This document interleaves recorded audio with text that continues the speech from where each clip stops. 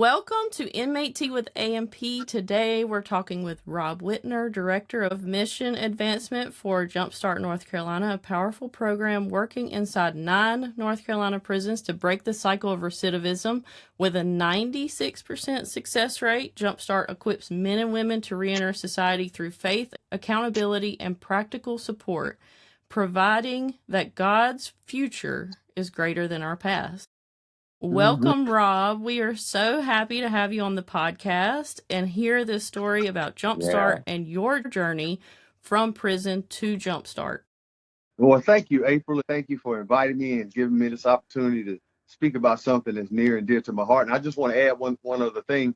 In your introduction, we've added a few more prisons since we had 9. So now we're up to 12. Oh, my goodness. That is great. Wow. That's great. Yes. Busting at the seams. God is working. Amen. Yes, he is. Well, tell us about you, Rob. In particular, tell us a little bit about your past and what led you to JUMPSTART.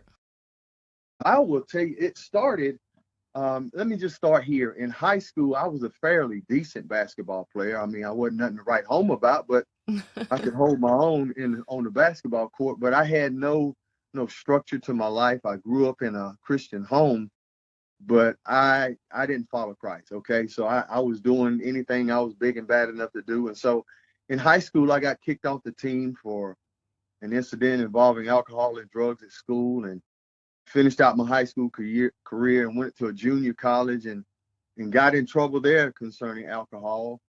And then when I went into the military after college, I got in some more trouble concerning drugs and alcohol. And so you see a pattern developing. Mm-hmm. There was always some drugs and alcohol that was around this problem. So ultimately, when I was released from the military for drug use, I went back home to South Carolina, where I'm from. And I was addicted to crack cocaine. And so I was willing to do whatever I had to do to get high. And that's what I did. And it ended up in me having an altercation with some fellows one night. And later on, me and one of those guys met up again. And as a result of the altercation that night, he was murdered. I killed him. And that's something that I regret to this day.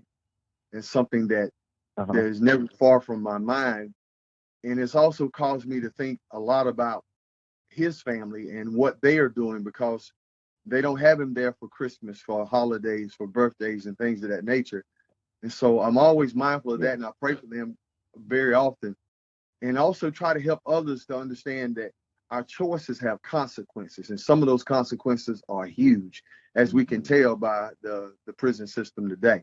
Mm-hmm. But that's a little bit about my past. And let me tell you this here, April. I was sentenced in Oconee County, South Carolina. It's a little town called Walhalla. That's where the circuit court was held. And the judge that sentenced me, he's deceased now. But one of the things he told me at the end of my sentencing, he said, read a book a week in your Bible every night. And he said, good luck to you. And when I initially started on my prison sentence, I didn't read the Bible. I didn't want anything to do with it. I didn't have a relationship with God. I didn't understand it. But I did try to read a lot of the books that were in the library. And I ended up working in the education department. And one of the guys that was my student, every day would come to me and he would slide that little daily bread devotional to me. And at first I was like, man, I don't want to read that. Get away from me. But eventually I did read it. And long story short, it came to a time where I just bowed my knee to Christ and said, you know what, Lord, I can't do this on my own. I need you. Please forgive me for all I've done, all the horrible things I've done, known and unknown, and give me a new life. And he did that. Rob, you said something just a minute ago about, your crime and how the prison is filled with people that have done crimes, but they're so lost, they don't know where to turn. They're rejecting God. They're rejecting everything. And you said something that, as me being in prison for the same crime, for murder, and doing 20 years in prison, that I've had to come to realization that the only help is God. That's who kept me on this path and has helped me overcome so much. And for you to accept God and be able to take God along with you through your journey and then get out of prison and open the doors for others, that's amazing in itself. Yeah. And Yeah. for you to be able to come on here today and admit you were addicted to drugs, you were in the streets, you committed this crime, and the remorse that you show, because you do have to think of those families. And that is very impactful. And for you to come on and express that and like strip down, you stripped yourself naked and allowed people to see you for the person you are. Yeah. Not this big bad person that committed a murder. You're letting people see, hey, there are people in prison that have committed crimes, and they're honestly remorseful for the crime they committed because they had a sickness. They were addicted to drugs and alcohol. And God come along and cleaned you up, washed you clean, and told you, hey, Jesus died for your sins. You can repent. This is the path that I'm going to put you on. Yeah. Yeah. And you know what? I appreciate you pointing that out. And let me tell you what was at the base of that. One of the core values for Jumpstart, and there are 3 of them, but one of them is being responsible, accepting responsibility. And I can tell you this, that somewhere at the point of being apprehended was somehow I came to the understanding that, you know what, I've done wrong, and whatever they do to me, they have a right to do. I was willing at that point to accept responsibility. And that's one of the things that will help a person that's currently incarcerated, whether they have a life sentence or they're getting out next week, that will help them to better deal with the circumstances of their incarceration, and also help them to prepare for life beyond incarceration if they're getting out, or life within the fences if they're sentenced for life.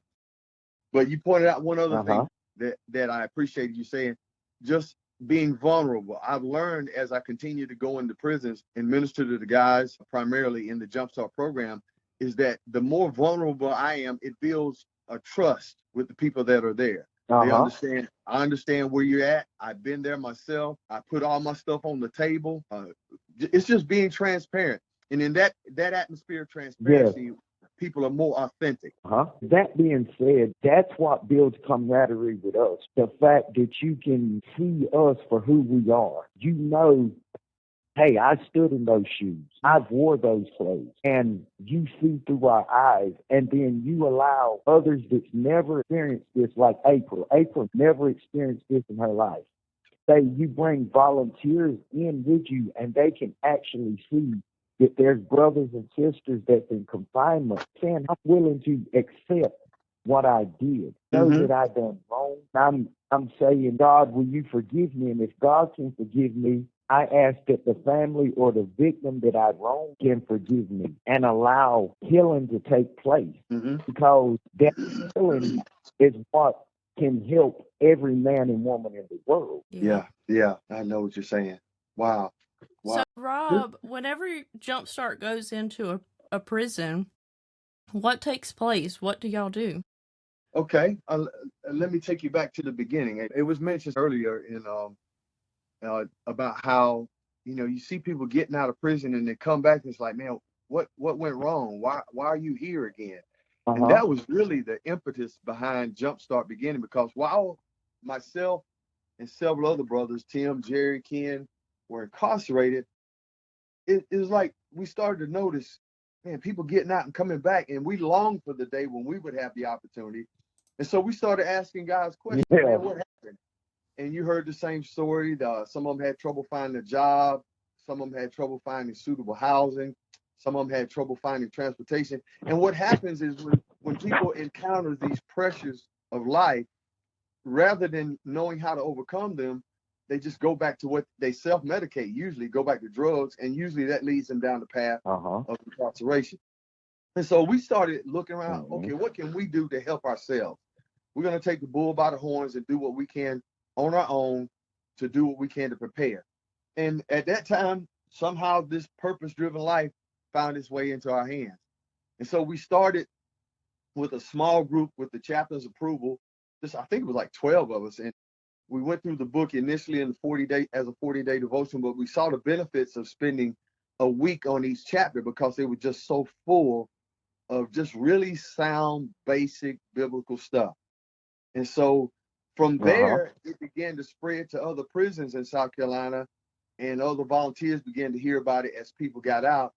And so an inside program developed to where it spread throughout the prison system in South Carolina, where its inception took place. And then there's an outside component that I'll talk about a little later on, that to help those when they get out, because even no matter how well a person is prepared mentally when they get out of prison, they still need help.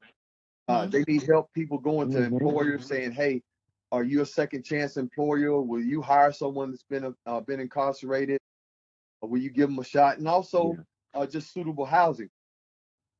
To go back to what happens when we go into a prison, the first thing is, here in North Carolina, we have a relationship with the heads in Raleigh. And so we confer with them of, okay, what locations are best to approach next? Because they know which institutions are better suited to accept the Jumpstart program. Some institutions are short-staffed, and it might be a burden upon them to provide, officers for more class time for Jumpstart. So once they give us a list of prisons to approach, we'll reach out to the warden there, set up a meeting where I, myself, and George Benner, and possibly Ed Troha, who's president of Jumpstart USA, we'll go in, sit down with the warden and staff, usually associate warden of programs and the program director, and we'll lay out what the Jumpstart program is, and give them a broad brushstroke of what it looks like, what we intend to do, how things happen, and what we need from them, which is basically a day and a time and space. Other than that, Jumpstart takes care of the rest. We take care of the materials, the purpose-driven life books for each participant, life book manual for each participant, which is what they'll do their homework in.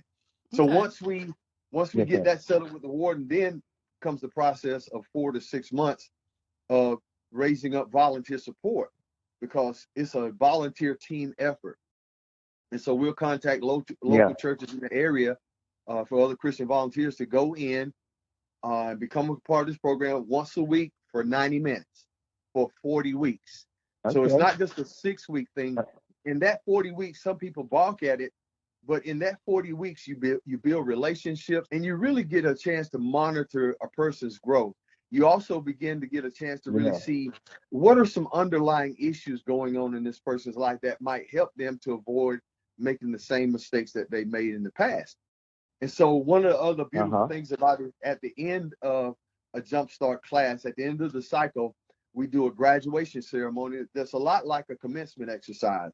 If we can, we borrow cap and gowns from a local community college, and the guys or the girls will come in with their cap and gown. They'll receive a certificate of completion, and it's a special day because family members can be invited, those on their visitation list, and it's a real special day because sometimes people have not graduated from anything, and it's an acknowledgement that they need to say, "Hey, I did something and I saw it all the way through," and it means something to them. I think it's a wonderful thing that you're doing, and the program sounds amazing for the incarcerated to be able to build that relationship with someone else that they can turn to even after incarceration. That's huge. It is.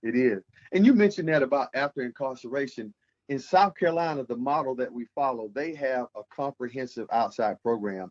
They have something called Restoration Village, and you can go to jumpstartvision.org and hit on the tab for South Carolina, and you'll find out all that they're doing there. But in essence, it's a mini community where they have, I think I heard recently, 10 modular homes, and they also have a community enrichment center that was just built, I think last year or earlier this year. And it holds culinary arts classes as well as banquets and different things, group activities. But it's, in essence, a community of ex-offenders. And so in that community, I mean, you have the accountability that you need from others helping you stay on the path. You also have the help and assistance of getting to a job. Number one, getting a job to begin with, because they have people on staff that are assigned to help men and women find suitable employment. And in South Carolina, the Spartanburg area, they are doing very well. They have well over 40 employers that employ men and women that have incarceration back in their background. So South Carolina's a model. Here in North Carolina, we are aspiring to that right now. So what we're doing in the meantime is partnering with existing organizations that already have a housing component in place. And there's a few in the Winston-Salem area, the Lexington area. I don't remember their names right off the top of my head, but we're looking to develop those partnerships more across the state, because we realize that when men and women get out of prison, sometimes they want to go back to the western end of the state. Well, I live in the eastern part of North Carolina, and so I don't know anything about the West, and I don't have a connection, but we're building those ties because this is a community effort. It's not just one dog in the fight. It's a lot of hands in the pot trying to make this thing work together. You said something about your program that is really, really needed in the prison system, because this 40-week program, it is something like a psychological and a sociable environment that helps you evaluate the strengths and the needs of people and the weaknesses of these people that take part in your program. And this is something the system, as shorthanded as it is in North Carolina, doesn't have that hands-on. They have more inmates than they have staff. So your program brings that dynamic to help someone learn how to cope with their situation, find Christ, and overcome the issues that they face. Because this program could be the difference between somebody returning to prison and somebody staying in the world and being a productive member of society.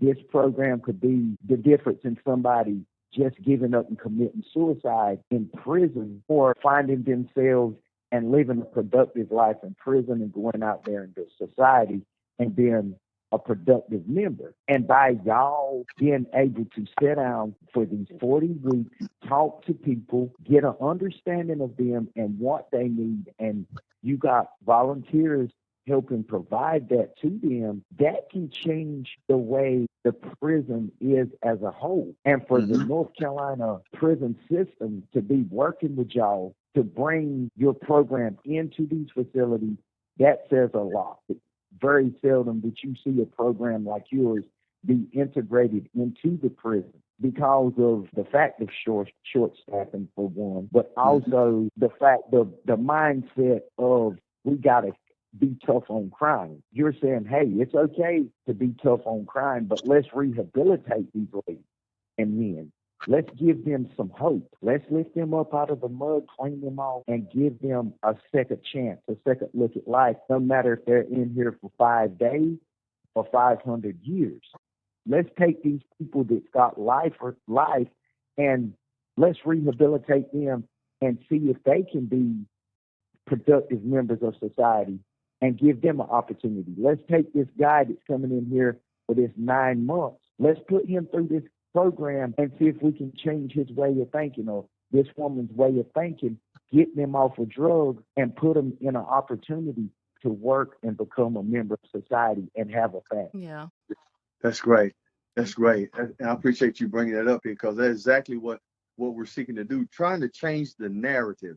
You know, so often one of the problems I run into with finding volunteers is people have a stigma attached with prison ministry, and it's based on a lack of knowledge. And so we're seeking to change that narrative. And part of that happens because of what you guys are doing. So I want to stop and just say thank you for this Inmate T podcast, because what you're doing is allowing people to hear the stories of those that are incarcerated, and realizing that, you know what, they're people too. They've made horrible mistakes, and they are suffering the consequences of those choices. But as Jumpstart says, we believe God's future is greater than our past. And so I believe we're more than what we've done. And so I want to tell you something else, that I read a book years ago called Hind's Feet on High Places by a lady called named Hannah Bernard. And in that book, there was a flower called Acceptance with Joy. And the lesson about that flower was that flower chose to bloom where it was planted. You are reaching out and getting others on the podcast, getting them to share their story, as well as you sharing your own and interjecting your thoughts along the way. And that's beneficial for people that are largely voiceless, faceless, and nameless. So I just want to say thank you to what you guys are doing. I appreciate it. Thank you. That means a lot, Rob, man. somebody that goes through the program, the Jumpstart program, they're getting out, they're looking at maybe 5 years before they get out. How do they get in touch with you to tap into the resources for stepping down out of prison to help them? Do y'all reach out to them? Do they reach out to you? How does that work? Okay, well, first of all, Jumpstart is limited to those who successfully complete, because and that, knocks out a lot of people. Yeah. But for Yeah. those who successfully complete the program, those are the ones that have the 96% success rate Okay. of staying out of prison. So, and if they've been in a class and they've graduated, or they were in a class and moved to another institution, if they'll just hold on a little while, Jumpstart is coming if it's not there already. Okay. But once they graduate, they can talk to their caseworker and say, hey, I need to get in contact with the people at Jumpstart because I finished at Columbus Correctional in 2023 and I'm getting out this year. And so I want to know what help is available. And so once that contact is made, Jumpstart has some people called employment navigators that are connecting people that are recently released with employers who hire second chance people that have offended. All right. And the other thing is, depending on the area where they are going, the partnerships that we have in place with those other organizations, we connect them with them, because those organizations say, hey, we like the people that you send to us, so let us know when you have people getting out, and we want to make sure we have some bed space available. Actually, we're like on a preferred list. So that's what's in place currently. And you know what? It's not a cure-all. It's not solving every problem, but it's taking steps in the right direction. And as we continue to grow, we're going to see more and more of this. And it happens through podcasts like this, and through articles, and through word of mouth, and through a testimony at a church service, or all these different means are a way of getting the word out. Absolutely. Okay, well, that's great, because we talk to so many of the incarcerated, and some of which are ones that have been released and came back multiple times. And we always hear the same thing about how hard it is for them to access things they need when they get out, and not to have that support. So a program like yours that offers those things, it's clear that does help with the recidivism rates, because that's what is missing. And it's so difficult for people that have been incarcerated for a long period of time to come out to a world that's completely different and not have anybody to kind of like hold their hand and say, this is what you have to do, or this is where you need to go. Or I can see where people could be so lost. Yeah. And you know what, April, I can tell you this story. Upon my release, that was one of the things that I had to deal with, because after 20 years of incarceration, you're right, a lot of things have changed. A friend of mine, I call him DP, but he shared a story, and DP had a college education, and he got out of prison after, I think, 15 years. And he talked about going in the grocery store and having a panic attack when he went on the cereal aisle, because there were just so many choices. And in prison, you don't have a lot of it. In prison, you don't have a lot of choices. And so when you're overwhelmed with choices, it's almost like it causes a paralysis. I think it's called analysis paralysis. Yeah. And so I noticed that in my own life, and I still deal with that from time to time in situations where it's like sensory overload, and I just kind of freeze up. Now, what I used to do in the past that I don't do now because of Christ is I would choose to self-medicate to feel better. It was a way of coping, but that's not constructive. And so I've learned now that, okay, to talk about it, number one, to deal with it through prayer and the word and other ways, but not to go to anything destructive. And that's what guys and girls, once they've been released, if they've done a long period of time or even just a few years, is learning how to deal with those situations. And I'll end with this. I normally have been telling this story to the Jumpstart classes when we initially start. There's a story about a guy that used to be a master builder. And so he had built homes, elaborate homes, palatial homes for the last 30, 35 years. And so he went to his boss man. He told him, said, boss, I'm ready to hang up my tool belt.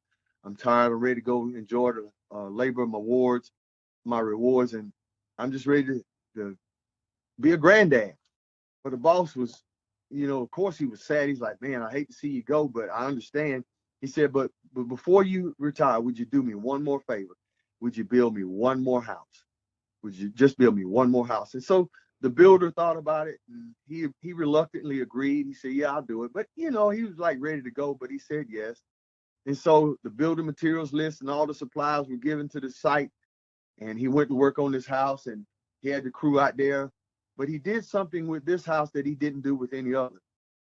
With this house, he began to cut corners.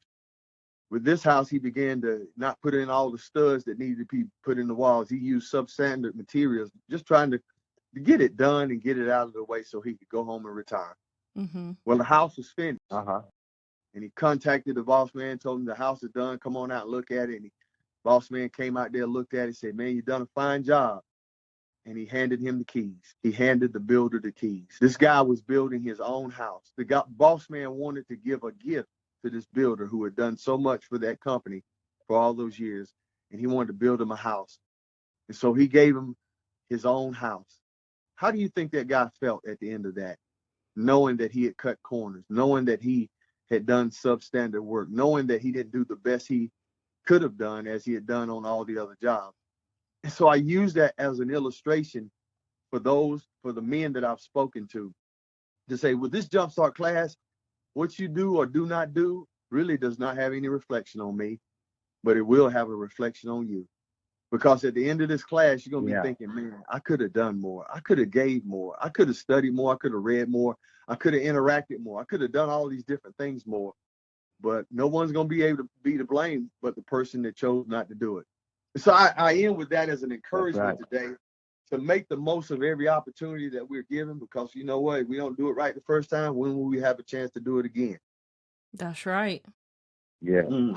Well, thank you, Rob, so much for coming on and talking to us about Jumpstart. That's it for today's episode of Inmate Tea with AMP. A huge thank you again to Rob Whitner for sharing the incredible work of Jumpstart North Carolina, an organization that's proving every day that transformation is possible and that God's future truly is greater than our past. Right. Thank you for having me on.